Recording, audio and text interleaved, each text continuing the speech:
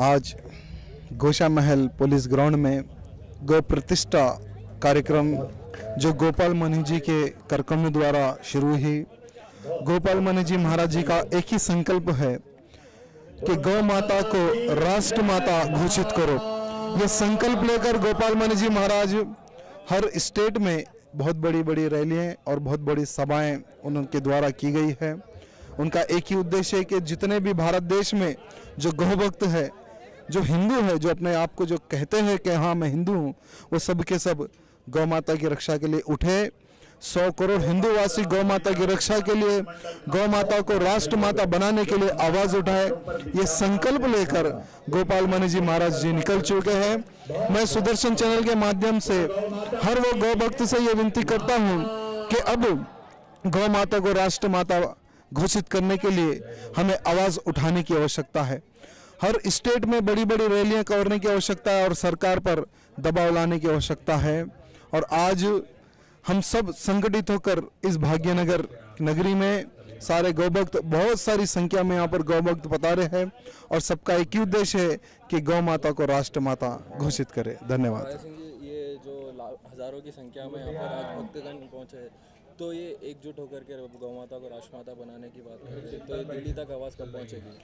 दिल्ली तक ये आवाज़ तभी पहुँचेगी जब हर वो गौभक्त उठ के ये कहेगा कि अब हमारी सरकार आ चुकी है। क्योंकि जब इलेक्शन का माहौल था, जब हर एक के दिल में एक ही भावना थी कि नरेंद्र मोदी जी को प्रधानमंत्री अगर हम बनाते हैं तो गौ माता को राष्ट्र माता घोषित करने में हमें ज़्यादा दिक्कत नहीं आएगी। लेकिन 6 महीने से ज़्यादा बीत चुके हैं मोदी जी प्रधानमंत्री बनने पर, लेकिन आज भी गौ माता के प्रति किसी ने आवाज़ नहीं उठाई। ये दुर्भाग्य की बात है। ये मैं नहीं, सारा हिंदुस्तान का हिंदू ये आवाज़ कह रहा है कि 6 महीने से अधिक हो गए और रोजाना कई लाख गौ माताओं का कत्ल हो रहा है।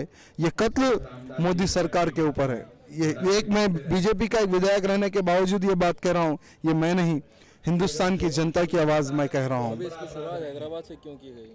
इसकी शुरुआत हैदराबाद से क्योंकि यहाँ पर कुछ पागल ऐसे भेड़िए हैं जो खुलेआम गौ मांस खाने की बात करते हैं और खुद भी खाते हैं।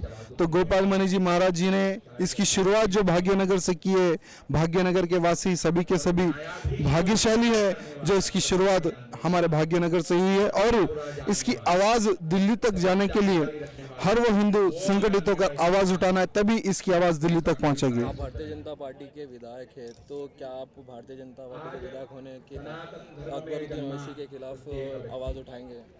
मैं भारतीय जनता पार्टी का विधायक रहने से पहले मैं एक हिंदू हूँ, मैं एक गौभक्त हूँ। जो मेरा परम कर्तव्य है कि गौ माता की रक्षा करना, हिंदू समाज की रक्षा करना।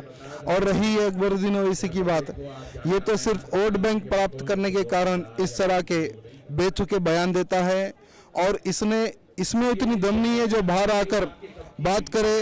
क्योंकि जब इसने गौ माता के प्रति और हिंदू समाज के प्रति और भगवान श्री राम जी के प्रति उसने अपशब्द जो कहे थे, तो हम सारे कार्यकर्ताओं ने मिलकर उसके घर का घेराव किया था। आधे घंटे तक हमने वहाँ पर प्रदर्शन किया और वो गद्दार घर के बाहर नहीं आया था। माने ये नपुंसक है। ये लोग भीड़ों के बीच में ही चीखना जानते हैं, खुलेआम बाहर निकलकर इनमें उतनी दम नहीं है जो हिंदू समाज को ललकारे, जो गौ माता को ललकारे। अकबरुद्दीन ओवैसी हर उसकी मीटिंग में कहता है कि गौमांस खाओ मजा आएगा, पब्लिक को भड़काता है गौमांस खाने के लिए। और आज हैदराबाद में इतनी बड़ी संख्या में गौ माता को राष्ट्रमाता बनाने जा रहे हैं, तो उसकी मैं तो अकबरुद्दीन ओवैसी की उस बात का एक ही जवाब देना चाहूँगा जो गौ मांस खुद खाता है और दूसरों को कहने की जो बात करता है। भाई तुमने गौ मांस का मजा देखा है, एक बार सुअर का मांस खा के देख उसमें कितना मजा आता है, तुझे पता था।